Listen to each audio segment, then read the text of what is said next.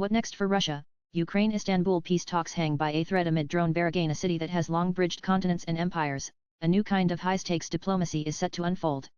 On Monday, Russian and Ukrainian officials will meet face-to-face in Istanbul for the second round of direct peace talks since the war erupted in 2022 going on to become Europe's largest conflict since World War II. Despite the diplomatic overtures at a neutral negotiating table, hope for peace remains fragile as both Russia and Ukraine continue to square off in the battlefield and neither side appears ready to yield. Monday's talks come a day after Ukraine carried out one of its most brazen and successful attacks ever on Russian soil, hitting dozens of strategic bombers parked at air bases thousands of kilometers behind the front line. In Istanbul, during the first round of talks last month, both Russia and Ukraine agreed to a large-scale prisoner exchange and to swap notes on what their vision of a peace deal might look like.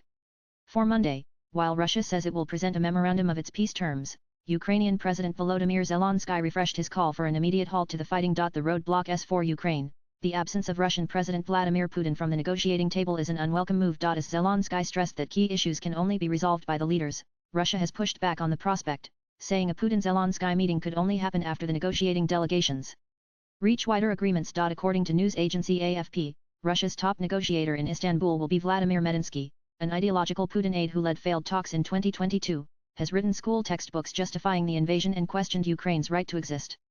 On the other hand, Ukraine's team will be led by Defense Minister Rustem Umerov, a skilled and pragmatic negotiator, who has been mired in domestic scandal over alleged abuse of power and a lack of transparency. Apart from Putin's absence, one of the biggest hurdles remains the disagreement over territory. As Ukraine demands full restoration of its borders, Russia insists on retaining influence over these areas.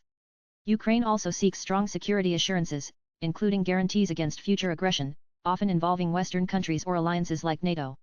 Russia, meanwhile, opposes NATO's eastward expansion and demands Ukraine remain neutral. War rages on the dichotomy of the peace talks on one hand and continued military actions on the ground on the other undermines trust and complicates diplomatic efforts. Ukraine on Sunday said it had damaged some 40 strategic Russian bombers, worth $7 billion, in a major special operation after months of setbacks for Kyiv's military.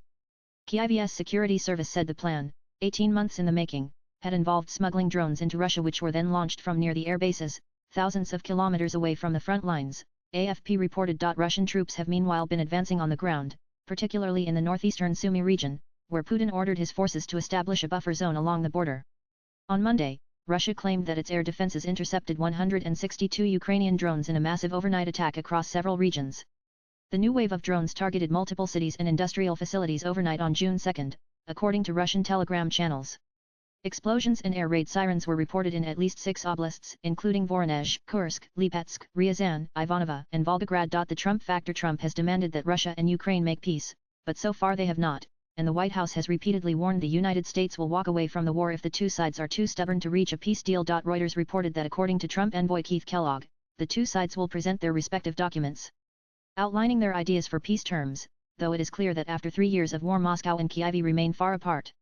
Kellogg has indicated that the U.S. will be involved in the talks and that even representatives from Britain, France, and Germany will be too, though it was not clear at what level the United States would be represented. Trump's positions on the Russia-Ukraine war have often appeared inconsistent, marked by flip-flops that reflect a blend of personal instincts, political calculation, and shifting geopolitical realities. For instance, just days before Russia's full-scale military escalation in February 2022, Trump described Vladimir Putin as smart, savvy, and a genius for recognizing separatist regions in eastern Ukraine.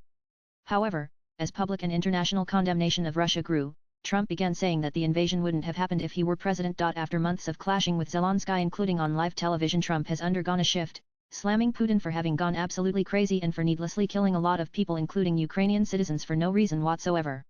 He has warned that what Vladimir Putin doesn't realize is that if it weren't for me, lots of really bad things would have already happened to Russia, and I mean really bad. He's playing with fire, according to New York Times.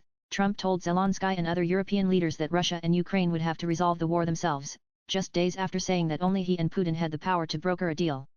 He also seemed to step back from his own threats to join a European pressure campaign that would include new sanctions on Russia, according to 6 officials who were familiar with the discussion who spoke to NYT, revealing that the US president now stands at a crossroads, unable to broker peace in a conflict he had promised to resolve in just 24 hours. What lies ahead? Swipe left for next video. While the resumption of direct talks between Russia and Ukraine offers a glimmer of hope, the substantial differences between the two nations pose significant challenges. Ukraine's insistence on sovereignty and territorial integrity contrasts with Russia's demands, and the involvement of international stakeholders adds layers of complexity to the negotiations. Given that there is no easy solution to a war, What both Russia and Ukraine could agree to may be a continued military stalemate with high-level diplomatic pressure in the short term and potential for ceasefire agreements if battlefield conditions become unsustainable. Latest blogs